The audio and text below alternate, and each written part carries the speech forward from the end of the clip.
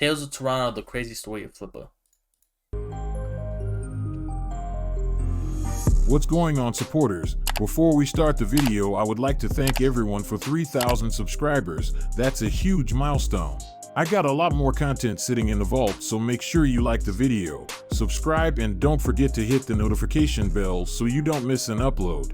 All of the information in the following video is already available to the public, therefore it will not be impeding on any past, pending, or current cases. So as always, sit back, relax, and enjoy the episode.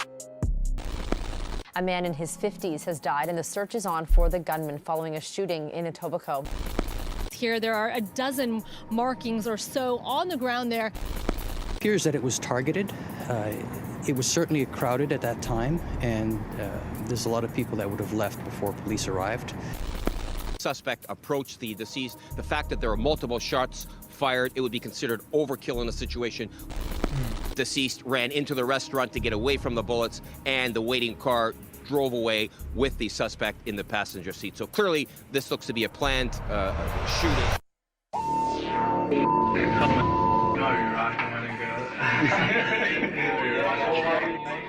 I'm 2 minutes from the food bank. Fam, okay, you better be there. I'm packing the next white boy there at that food bank. Switched up my Glock, you ain't crashing, nigga. You from Maple Leaf, and my Said Mohiuddin, better known as Flippa, came to Toronto from Somalia when he was an infant and settled in impoverished Lawrence Heights, specifically Jungle, which is where his parents raised him and his 5 siblings. Jungle has birthed some rare talent, from the lyrical and deep rap group Ghetto Concept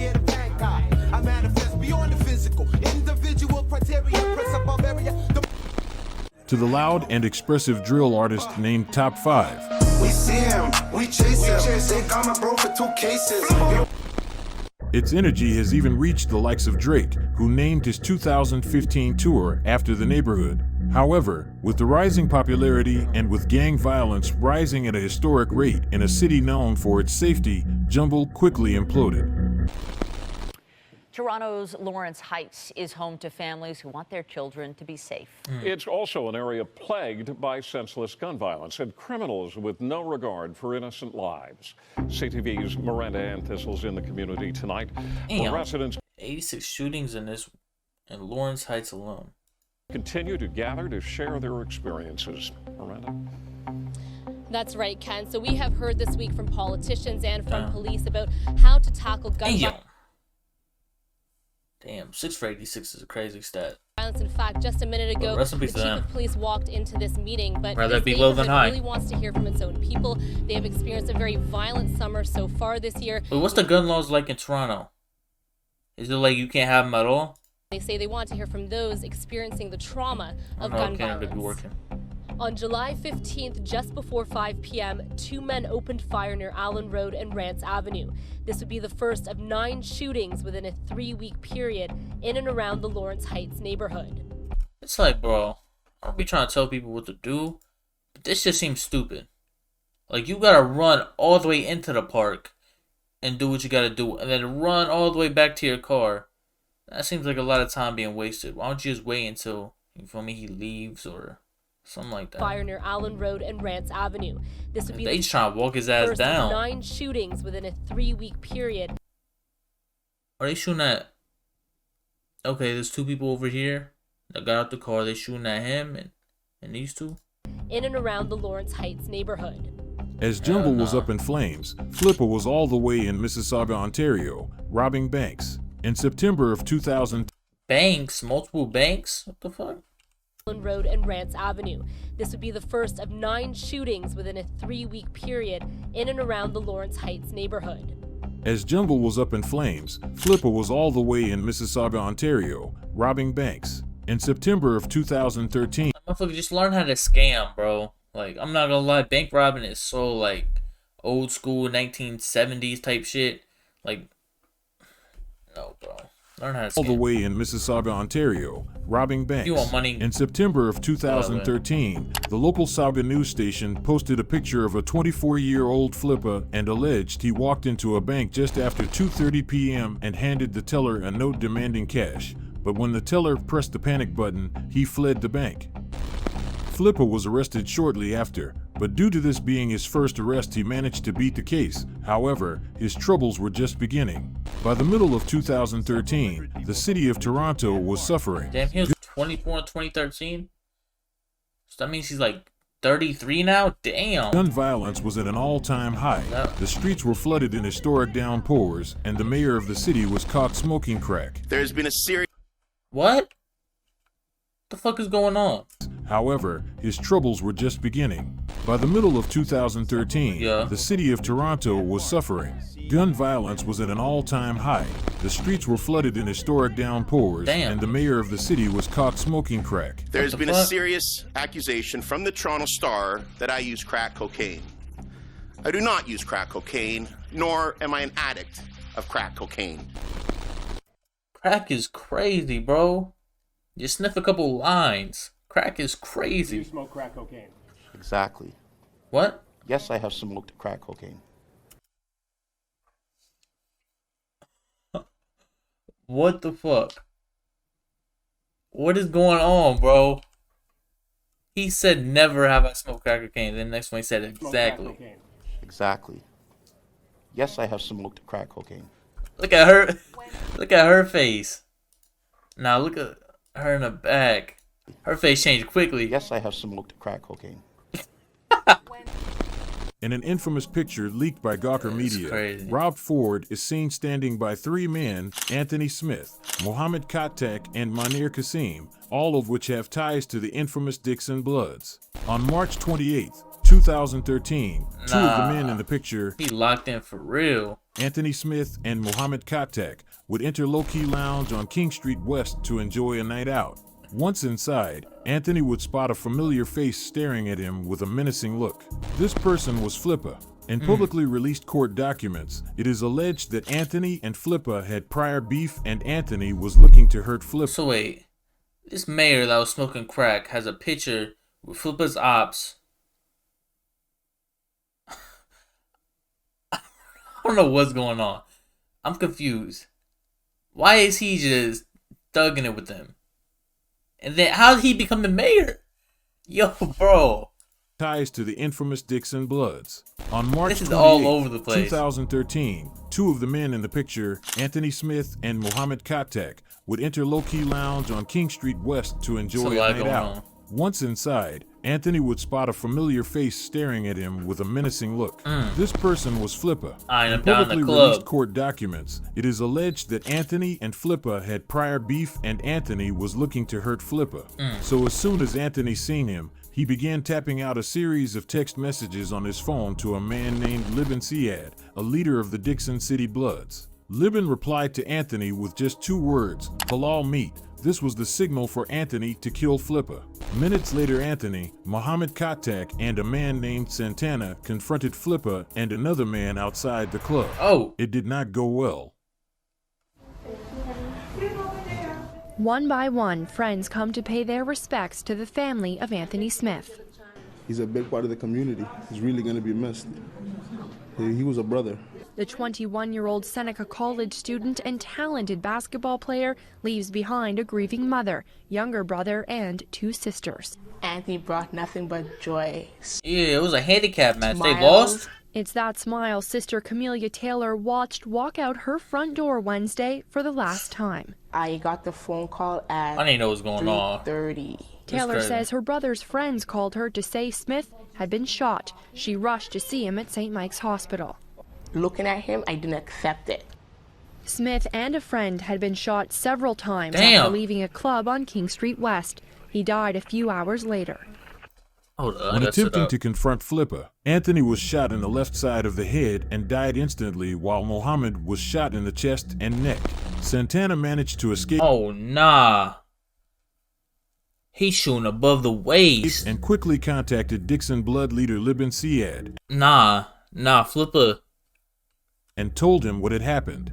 Santana made it clear that Flippa was not the shooter. Instead, it was his right-hand man, Nisar Hashimi. Shortly after the shooting.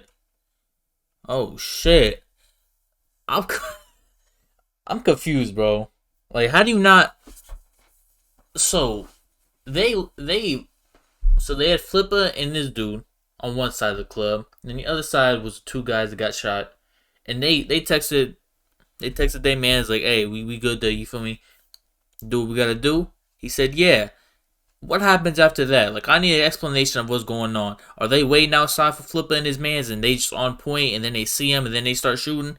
Like, how did Flippa and him, this dude, the alleged shooter, not get hit? I'm confused, bro. Cause y'all had to drop. Y'all was ready to, y'all was on time and y'all was ready to do what y'all had to do. But y'all the ones that got hit. Shooter. Instead, it was his right-hand man, Nisar Hashimi. Shortly after the shooting, Nisar was arrested by Toronto police and charged with first-degree murder. After more than a year of deliberation, Nisar pleaded guilty to a lesser charge of manslaughter and aggravated assault and is currently on year 8 of his 9-year sentence. Oh, he about to be on. Flippa, on the other hand, fled to Alberta shortly after the shooting, where he would find himself in more trouble. Bullet holes in a windshield in a garage, casings on a driveway. Investigators search for clues in our city. Nah, this man's moving city to city, causing havoc. One neighbor's surveillance camera captured the moment a man was... Like a good neighborhood. In our city's latest shooting, one neighbor's surveillance camera What's really going on captured here? the moment a man was targeted by rapid gunfire. Oh, shit. Police confirm he was struck multiple times and is seen crawling away. One inspector... Hold on, we gotta go back here. When a man was targeted by rapid gunfire. Oh, he's right here? He's literally right here, shooting at... Yo. Police confirm he was struck multiple times and is seen crawling away. Damn. One inspector can only say the victim is known to police and it's not believed to be a random act. On June 2nd, 2015, the Royal Canadian Mounted Police, also known as the RCMP, were called to Richard Street at 6 a.m. where a 32-year-old Fort McMurray man appeared to be suffering from a gunshot wound. 1 week later, on July 10th, the RCMP responded to a report of gunshots in the area of Charles Avenue and Hainault Street. Don't tell me this man Flippa doing all this shit or associated with all this shit. And found a 59-year-old man dead in a car. Whoa, hang on, what? Later on July 10th, the RCMP responded to a report of gunshots in the area of Charles Avenue and Hainault Street and found a 59-year-old man dead in a car riddled with bullet holes. Yo. You're saying no, Bo, no. They did not just shoot an innocent 59-year-old man because they thought it was another car that had their man in it that they wanted to, you feel me, get up with. And they just blocked this shit off. Like that. And Hainault Street and found a 59-year-old man dead in a car riddled with bullet holes. Police believed what? He just stopped and drove off? Were not only related, but targeted hits. Wait, I thought he was dead as well. The RCMP immediately launched an investigation, and in just 3 months, they announced that Flippa had been arrested and would subsequently be charged with 1 count of aggravated assault, 1 count of careless use of a firearm, 1 count of possession of a weapon for a dangerous purpose, and 2 counts of discharging a firearm with intent. Yo, what I'm realizing, because we seen it from the other Toronto shit, the story where bro was at his son's birthday party and shot, and then people ended up. Then people passed away, or like some. All I'm knowing is people passed away, and they're not charging anybody with murder. Like I guess they don't do that in Toronto, or like murders. Like you gotta, I don't know. They gotta be like a specific reason they got degrees of murder. I don't know. And Canada is also a different state or different country, so it's like it may be different the laws and what you get charged with. Yeah, the kid got hit, and it was like people that passed away, didn't they? But I know that like dude only got hit with aggravated assault and that shit. And I'm listening to this, he didn't get charged with murder for killing a 59-year-old man or getting charged with killing a 59-year-old man. So I'm like, they just do aggravated assaults and hellish shit on top of that. And then one buddy, Flippa's mans, it sounded like he hit somebody in the head, killed him, shot somebody in the neck, in the chest, and he only got hit with like aggravated assault for 8 years. Like, that sounds crazy, bro. Oh.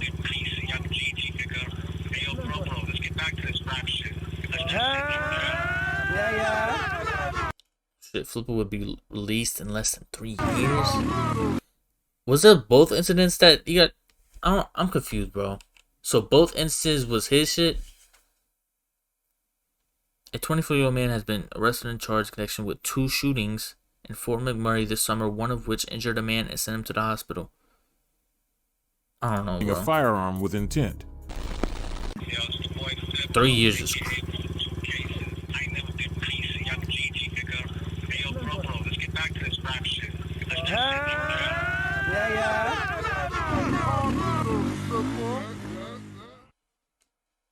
Smoking dope, getting tree high. The bitch I'm with, yeah, she buy. I keep the 100, got a lot of hunters. Birthday out. Use your hip I put dollars on it. More money, more problems. Okay. Can't sleep and need codeine. I'm smoking like a dope fiend. 17-year-old Jerome Murder Bell appears in I hang with pokers, they be poking. The shit chested is not checkers.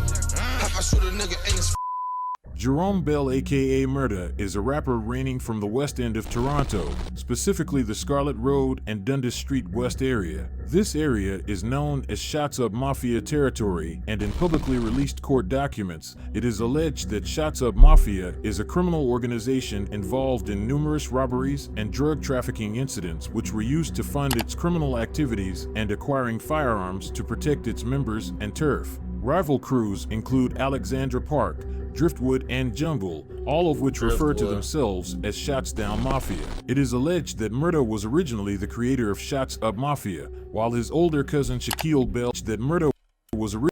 Now that haircut is crazy. All of which refer to themselves as Shots Down Mafia. It is alleged. Nah. They'd have lined his ass up twice? 2 hairlines is crazy. But this is 2014. That Murda was originally the creator of Shots Up Mafia, while his older cousin Shaquille Bell, aka M. Locke, ran the group's illegal operations. Fast forward to 2013, Murda began a rap career that would immediately flourish as his songs reached hundreds of thousands of views, and at one point, 1 million. Everything seemed to be going well for Murda. However, with his face now becoming more and more recognizable, it wouldn't take long before trouble came knocking. Blue and white balloons are tied to a post on Randolph Avenue. At its base, flowers, candles, and spots of blood. This is where 22-year-old Jerome Bell was shot dead yesterday. He's a great person. Everybody loved him. Homicide investigators believe the victim was targeted. Any idea why? Oh damn, and he was the one in the King Louis video. Ever be targeted? I have no idea. I have no idea. None. If anyone knows, let us know. Bell was one of 4 siblings, an aspiring rapper who went by the nickname Murda. His sisters say they've been receiving countless messages of support from his friends. Murda was one of the favorite people I've ever met. So funny, humble, and smart. And I've been blessed to have to share amazing memories with him. March 19th, 2019, Murda is executed while standing outside of his it's a 5-year gap. Home. Okay. Months would pass by without any updates on the case, but social media was buzzing. Rival gangs were quick to diss, while fans were quick to speculate. Yo, Money Man. Please. She's throwing Send something Addy. against the point of drag tag. You are a biggest Because threat I'm in the world. No way. Bro, I'm so Flippa. I'll call Flippa right now. There's no way the PO guys are fucking you. I'm gonna cut off your Tall hand. Flippa, he's a goof. Don't do that. I P Murda. Now we come in and G for out. Man, I don't know what you're talking about. She's a rat. Money Man. She pulled RP Murda. I don't even know who the fuck Murda is. If you ask me. I just know my weeds right here. Yo, GG. I got. What's in my weed right now?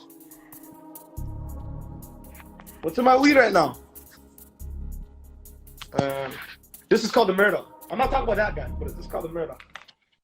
Fast forward 8 months later to November, a bitter Southern Ontario gangland war that goes back decades was reigniting.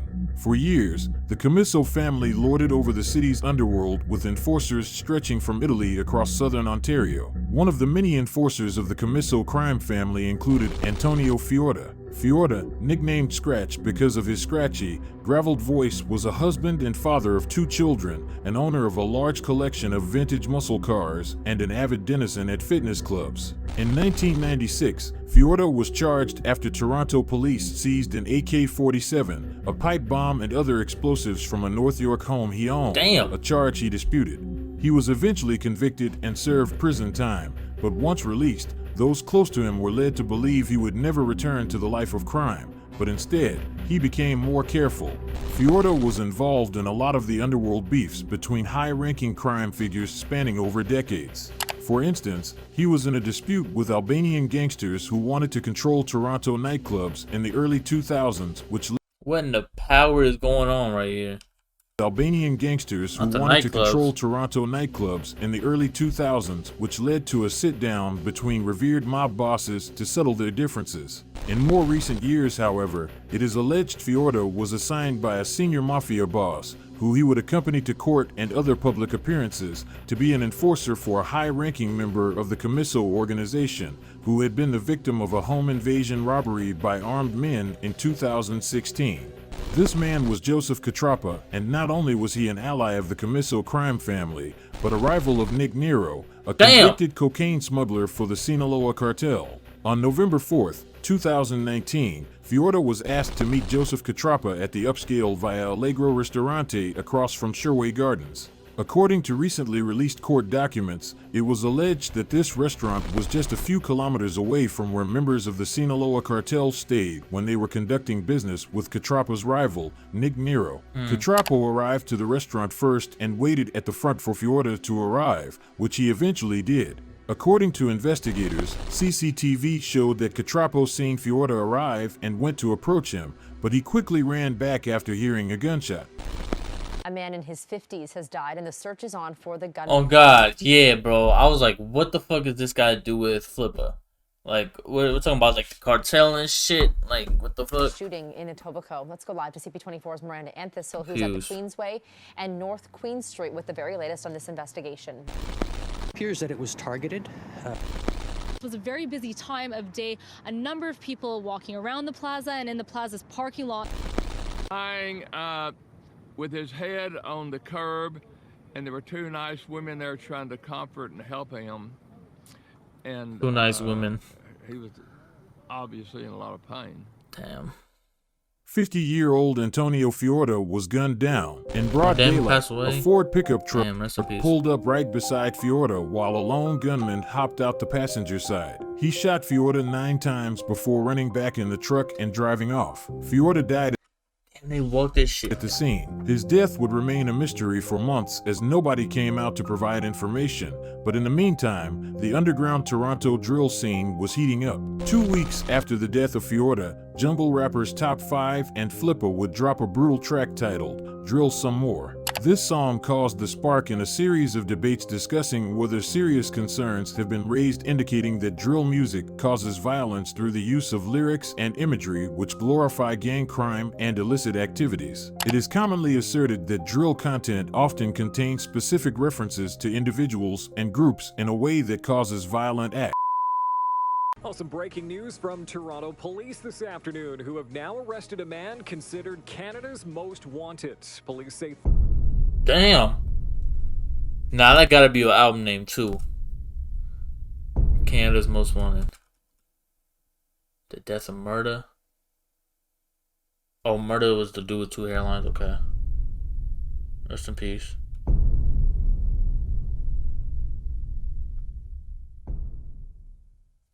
Almost exactly 1 year after the death of Shots Up rapper Murda, Flippa was arrested in connection to his death. 2 months later, Toronto News would drop another bomb as they reported that Flippa, along with the late Driftwood-affiliated rapper YS, were implicated in the death of mob enforcer Tony Scratch. It would take 2 years. What the fuck?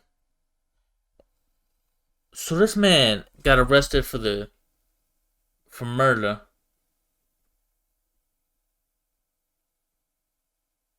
He got arrested for he got arrested for murder, and then another rapper that passed away from Driftwood, not the jungle where Flippa is from. They got charged with the murder of the mob boss. 2 years for just one of Flippa's cases to reach the spin, along with the late Driftwood-affiliated rapper YS, were implicated in the death of mob enforcer Tony Scratch. It would take 2 years for just one of Flippa's cases. What the fuck is the background? Why is he yelling? Death of mob enforcer Tony Scratch. It would take 2 years for just one of Flippa's cases to reach the Superior Court of Canada, and that was the Tony Scratch case. Damn. In a rare sequence of events, deliberations would last just 2 months as the Crown prosecutor began trial by providing an abundance of evidence which pointed to Flippa being the driver of the getaway truck and YS being the shooter. Surveillance video at the scene showed the late YS ran after Fiorda and fired 12 shots at him, striking him 9 times. He then jumped back into the truck and Flippa drove off. Coincidentally, the Crown prosecutor also noted that the incident just happened to be witnessed by undercover OPP officers watching the restaurant as part of an unrelated investigation. Yo. So they had undercovers in there for like the mob boss and the dude that died because they were having a meeting and they were just there to witness it. Or it might be another case, whatever the case may be. But they had undercovers already there. That's crazy, man. The Crown prosecutor also noted that the incident just happened to be witnessed by undercover OPP officers watching the restaurant as part of an unrelated investigation. One of the officers followed the pickup truck onto Highway 427 while getting a good look at the driver and the license plate before he lost him. Using surveillance video, police were able to recreate the path of the 2 men to a Tim Hortons, then an Uber to a downtown Toronto condo complex where Flippa was arrested several days later. Found on Flippa's phone the day he was arrested was Fiorda's home address, the kinds of cars he drove, the fact that he walked with a cane, and that he went to an LA Fitness gym every weekday from 8. Yo. Like, bro. There's some shit you just don't keep in your phone. That's one of them. Like, what the fuck? 8 a.m. to noon. The evidence crazy, also showed Flippa was following Fiorda at the LA Fitness regularly. The police also found several incriminating videos and texts, including a message exchange. Also found YS, which is the dude they said allegedly shot him, Janie days after Fiorda's murder. Bloody hands, bloody feet at Pressa. Found several incriminating videos and texts, including a message exchange about the murder in which one of the people says they paid a $60. A video taken the day after about include a phone from November 6th. Tony Scratch, damn, he must have loaned someone money, then they flipped the script. There's been a contract on that guy for like a year. How much? I heard about that contract like a year ago. They paid a $60. Yo. They just got used, bro. So, this mob boss, this whatever's going on, Fiorda, his ops put 60 on his head and telling these Flippa, YS, and all these other little rappers, hey, here's a 60 ball, go do my dirty work. And now they locked up for this shit. And they texting about it and doing all that several incriminating videos and texts, including a it ain't $60. Message exchange about the murder in which one of the people says they paid a $60. A video taken the day after the murder and played to the jury shows Flippa and YS celebrating as Flippa fans out $100 bills and talks about $60K. Another video. Come on, bro.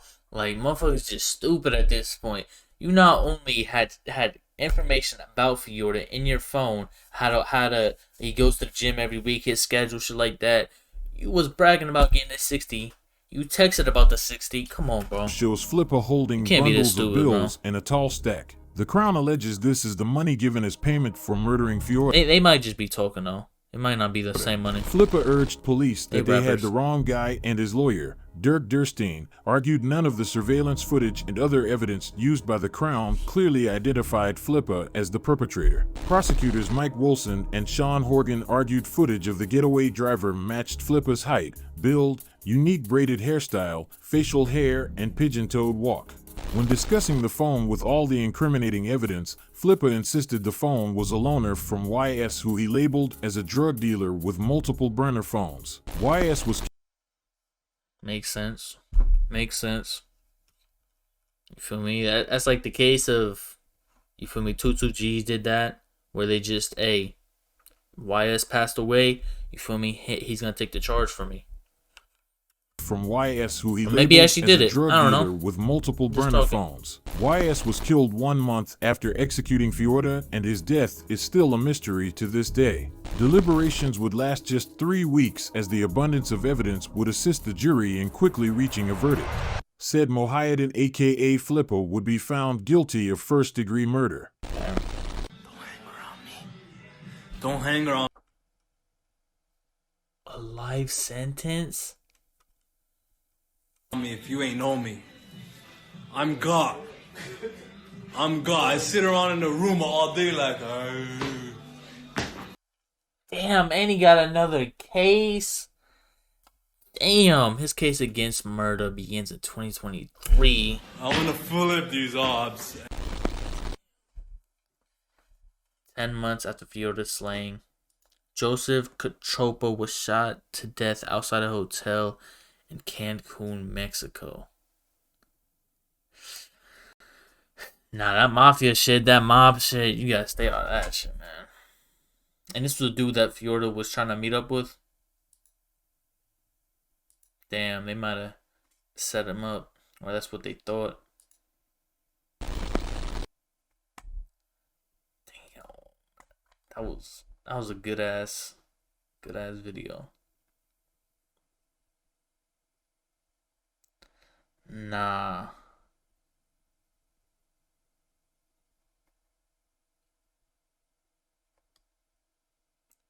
Yeah, rest in peace to everybody in this story, man. That shit crazy. What the fuck? For 60? For 60 bands? Motherfucker, you could have made that in a rap if you stick to that shit. What the fuck? That's crazy, bro.